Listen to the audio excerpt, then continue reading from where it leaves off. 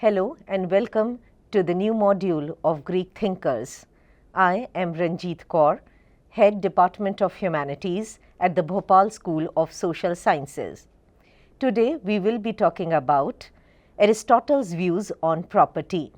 What are we going to cover today is Aristotle's views on property, the possession of property, definition by Aristotle, types of property, characteristics and limitations of property, acquisition of wealth, manner of holding and using property, merits of individual ownership of property, and the conclusion. Aristotle's views on property are different from his master Plato. On the one hand, Plato do not believe in property and he believes in communism of property. According to Plato, the upper two classes, the guardian class, should not hold any property. Why? Because it is against the unity of the state. So that is what he believes, that there should be no property. Whereas for Aristotle, property is essential. It is essential for the normal functioning of household as well as for the social growth. So Aristotle believes in the concept of private property, whereas his master Plato do not believe in the concept of private property. Moving on to the possession of property, Aristotle starts with his incentive and progressive argument. He says if a person holds private property, then he works harder. And if he works harder, there is a self-interest involved and definitely it results into social progress. Secondly, he says, private property is also a source of not a little pleasure, but it is a form of self-love. Every man wants property and loves money. So definitely if you have your own thing which has been occupied by you, it is something special for you, and that is why it is a form of self-love. Thirdly, Aristotle says private property is an essential instrument of good life. You require food, you require clothing, you require shelter, and all these are essential things to lead a good life. So definitely he advocates private property. Fourthly, he says the institution of private property must be useful, otherwise it would have not survived the great affairs in human history. If people do not believe in the concept of private property, it would have been ended a long back. But it is still existing, and all over in the universe people believe in the concept of private property. Fifthly, it aids improvement of virtues such as management skills and vigilance for gauging state affairs. In the previous module, we covered only those people who hold property should have citizenship. The reason stated was, if you know how to manage private property, you can also manage the affairs of the state. So it goes together. Sixth one is, it instills a sense of civil duty. Now, what is this civic duty? That is paying off taxes. If a person has private property and he works hard, automatically earns more. When he earns more, he pays more taxes, and the money which has been collected through taxes is being spent on the welfare of the community. So automatically the persons who hold property are doing benefit to the society, to the state, as well as to the community. And the last one is qualities like generosity, hospitality, and righteousness could be encouraged only when they hold property. In Plato's concept of communism of property, we did that the person who does not hold property and is a philosopher cannot do generosity, cannot do charity, because he himself does not have money and people demand from a king, and the king is without any property. So that is the reason where Aristotle says, if you want to inculcate the feeling of generosity as well as hospitality, definitely a person should hold property. Now Aristotle comes to the definition of property, and he says, property is a part of household and the art of acquiring property is a part of managing the household. For no man lives well or indeed live at all unless he provides with necessity. It's very simple. He explains that property is a part of household. You live in a family. What family needs is property, and property is a part of household, and you learn how to acquire property so that you can meet your daily requirements. Secondly, he talks about that property or wealth is a store of things. What we do, we accumulate utensils, all other things which are essential for the day-to-day work.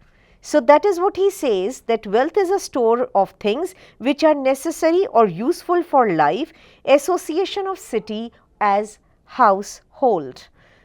To work, we require certain instruments, and all those things are there as a part of property, and that is what it is, a store of things. Next, Aristotle differentiates property into two different types. First one is the animate, another one is the inanimate property. What all are included in inanimate property is animals and slaves, and in inanimate property he says it is house, land, currency, farms, equipments, etc. All those are considered to be as an inanimate property. According to Aristotle, to lead a healthy life, to lead a good life, both kinds of properties are essential. He did not favor disproportionate amount of property.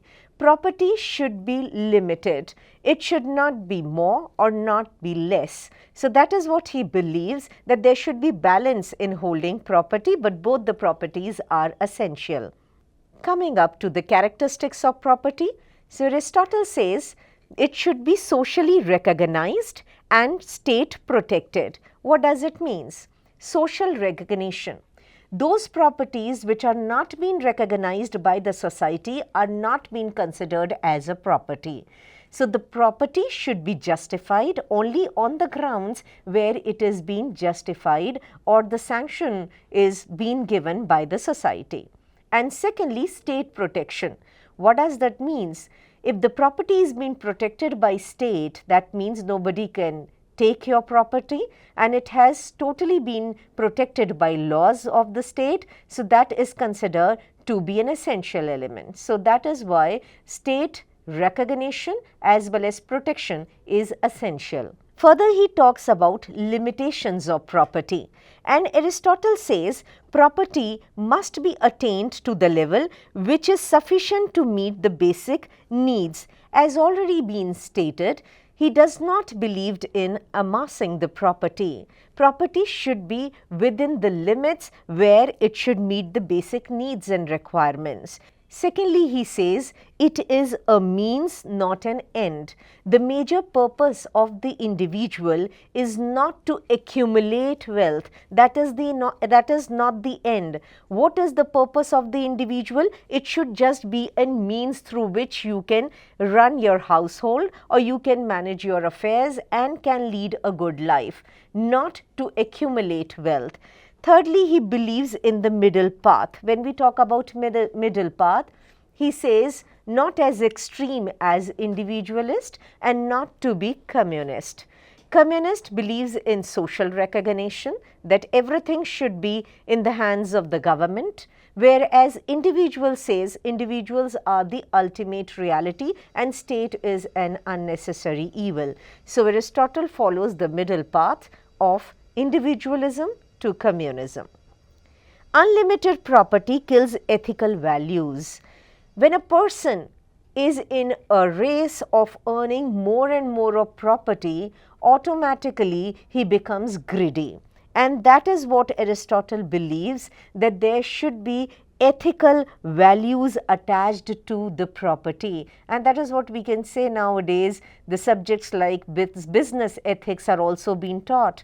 So that time he used to believe that the property should be in control so that the values of the individual should be maintained.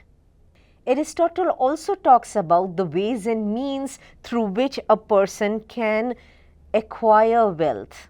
So for Aristotle, there are two ways, natural ways and unnatural ways of acquiring property. When we talk about natural ways like cattle grazing, agriculture, hunting, these are the ways through which a person can acquire property. On the other hand, the unnatural way is through trade or business. What do Aristotle believes? He believed that the property should be earned through natural ways, not through the unnatural ways, that is through business or trade. His justification was given 2000 years back. Aristotle compares property with hammer, and he says to acquire too much of wealth will be as gross an error to make a hammer too heavy. Hammer needs to be heavy, but it does not mean it goes beyond its limit. Similarly, like that of property. Aristotle also talks about the manner of holding as well as using property. And he says that there are three ways of holding and using property.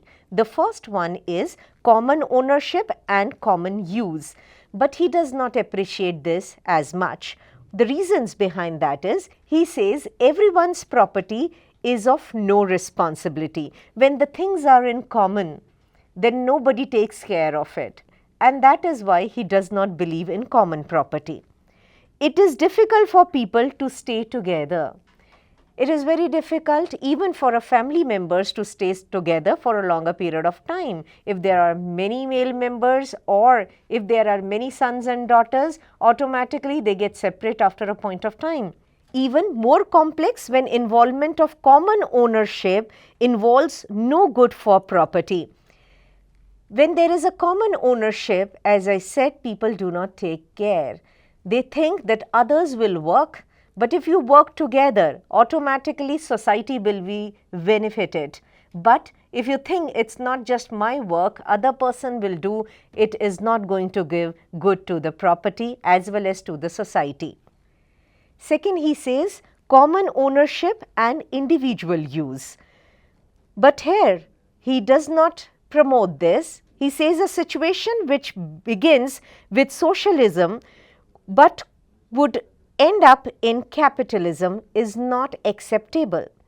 In communism, they believe that the common ownership, everything should be owned by the government and it should be distributed to the individuals.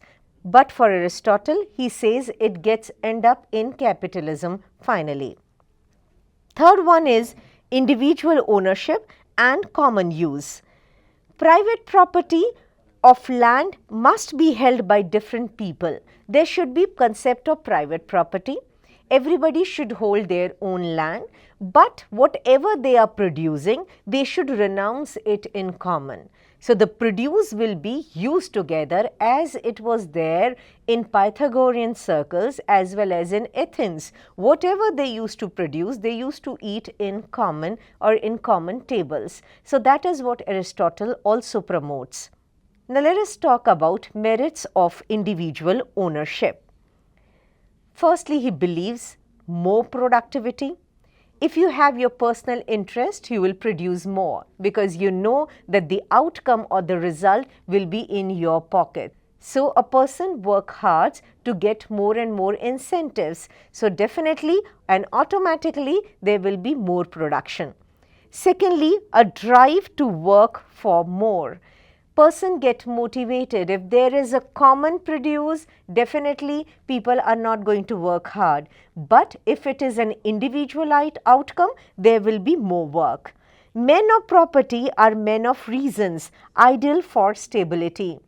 The persons, those who hold property, also learns the art of managing property, and they also learn leadership qualities and skills because they use reason, they use mind, how to produce more, how to invest and where to invest. Automatically they are the men of reasons and they can easily participate in the affairs of state.